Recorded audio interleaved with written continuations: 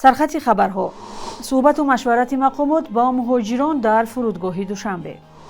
اکثر نورسانی که به جنایت دست میزنند مکتب نمیخوانند. و 25 تن خرما تحفه عربستان سعودی به عائله های تاجیک.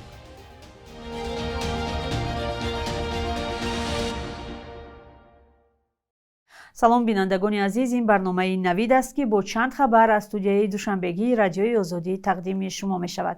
امروز جمعه 24 اپریل سال 2026 است.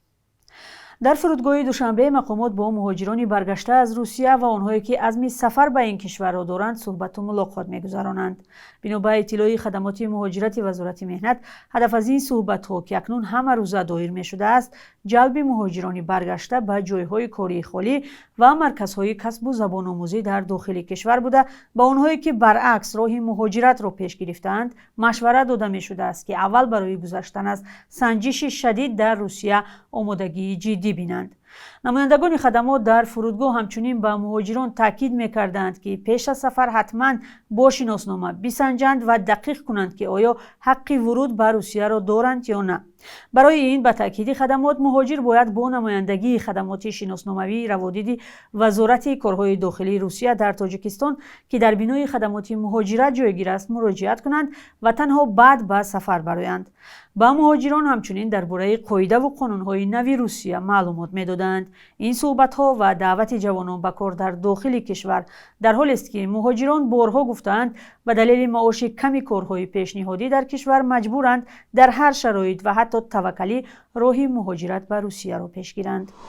یک تحلیل در تاجیکستان معلوم کرده است که اکثرا نابالغان دست به جنایت میزنند که از تحصیل دور مانده‌اند. بنا به گزارش وکالتدار حقوق کودک، از 842 نورسه که سال گذشته جنایت صادر کردند، بیش از 500 نفر آنهایی بودند که بعد تحصیل فرا گرفته نشدند. در این گزارش که سال روان نشر شد، وکالتدار با تکیه به آمار وزارت کارهای داخلی از افزایش جنایتکاری نورسان خبر داده و وضع را نگران کننده خوانده است. به تاکید او، دور ماندن نورسان از مکتب خطر جنایتکاری در میان آنها را بیشتر می‌کند. در گزارش مثال مشخصی آورده نشده است، اما مقامات پیوسته از کردکشی و زنازنی و دزدی نورسان خبر می‌دهند.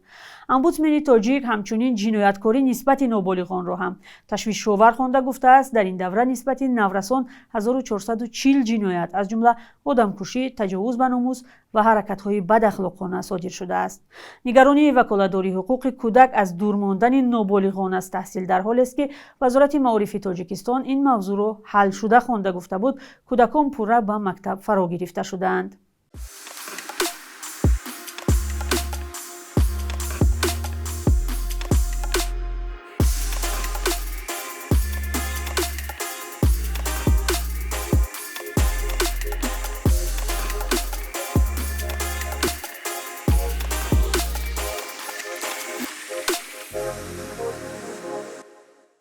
برنامه نوید را با خبرها از خارج کشور پی می‌گیریم. از آغاز جنگ روسیه با اوکراین دست کم 144 نظامی روس از خدمت فرار کرده به کشتار دست دادند. در این باره طرح سیویر ریالی بخش روسی رادیوی آزادی با تکیه به آمار دادگاه‌های روسیه خبر داده است. بنا به این آمارها سال 2024 26 سرباز و سال 2025 الکی 86 سرباز روس بعد از فرار از ارتش به کشتار عیبدار شدند. گناهکاران را از 8 تا 13 سال به زندان محکوم نمودند. از این پیش لایحه آسینت فرانتلیجنس اینسایت گزارش داده بود که میزان فرار از ارتش روسیه در سال 2025 به فرق از سال پیش 2 مراتب بیشتر شده است. ساکنان زیادی در منطقه‌های روسیه هم از افزایش کشتار و جنایت‌های وزنین شکایت می‌کنند. با گفته آنها، جنایتکاری محض پس از بازگشت شرکت‌داران جنگ از اوکراین به شهر و دهات این کشور اوج گرفته است.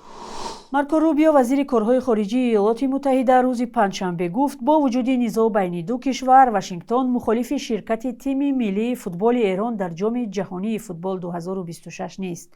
اما وی تاکید کرد که به فوتبال بازان اجازه داده نمی شود تا افرادی نزدیک به سپاه پاسداران انقلاب اسلامی را با خود بیارند. این اظهارات در حالی است که پاولو زامپولی نماینده ویژه ایتالیا تبار آمریکا پیشنهاد کرده بود تا تیم ایران با دسته ملی ایتالیا که نتوانست به مسابقات راه یابد عوض کرده شود. ایتالیا و مقامات فیفا این را رد کردند. پس از آغاز جنگ اسرائیل و آمریکا، ایران از فیفا خواست مکان برگزاری بازی‌های این تیم را از ایالات متحده به مکزیک کوچاند، اما این درخواست رد شد. قرار است بازی اولی دسته ایران روز 15 ایون در شهر لس آنجلس با تیم زلندیای نو برگزار شود. یک سازمان بشردوستانه عربستان سعودی برای کمک به عائله‌های نیازمند از جمله در تاجیکستان 25 تن خرما تقدیم کرده است. این کمکی مرکز امداد و کمک‌های بشردوستانه شاه سلمان را سفیر عربستان سعودی در تاجیکستان خالد ابن عبدالله الشمرانی به آژانسی ذخیره‌های مادی تاجیکستان سپرد. بنا به اطلاع سفارت، پیشنهاد کمک‌ها در دایره برنامه‌های صورت می‌گیرد که شایگری عربستان سعودی در برخی از کشورها برای عائله‌های نیازمند به راه مانده است. مرکز امداد و کمک‌های بشردوستانه ملک سلمان اول سال 2025 به 7000 خانواده کمبزاعت تاجیک 490 تن یاری بشردوستانه پیشنهاد کرده بود. عربستان سعودی سالهای اخیر به تاجیکستان میلیون‌ها دلار کمک کرده است. از جمله سال گذشته برای ساختمان نیروگاه برقی آبی راغون 100 میلیون و هم برای عملی سازی لایحه ساختمان راه حلقوی شهر کولاب 30 میلیون دلار آمریکایی اختصاص داد. و حالا بخش یک روز در تاریخ را پیشنهاد شما میکنیم که مهمترین تحولات تاریخی در روز 24 اپریل را فرا میگیرد.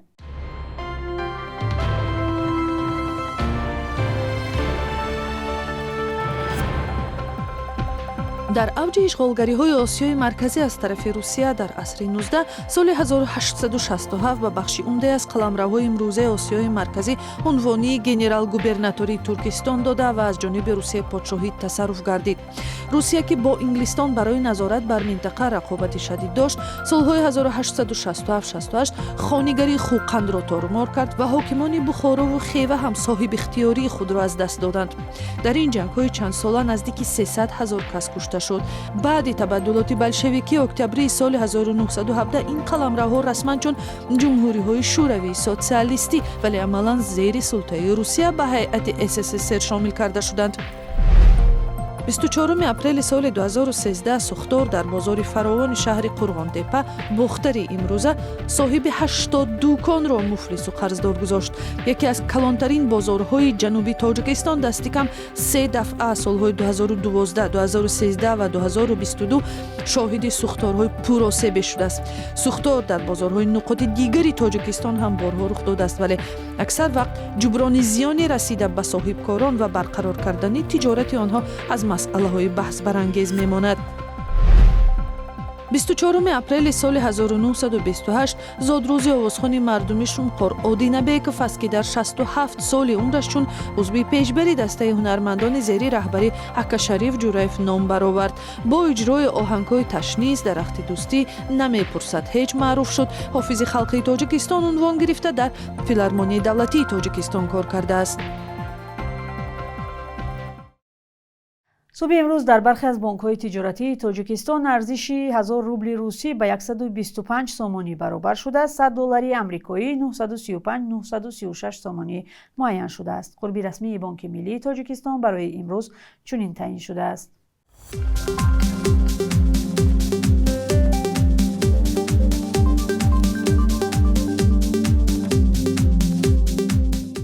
برنامه به پایان میرسد. سپاس از شما که تا این لحظه با ما بودید. خبرهای دیگر را در ادامه روز و در روزهای تعطیل از سامانه رادیوی آزادی و صفحه‌های ما در شبکه‌های اجتماعی پیگیری کنید.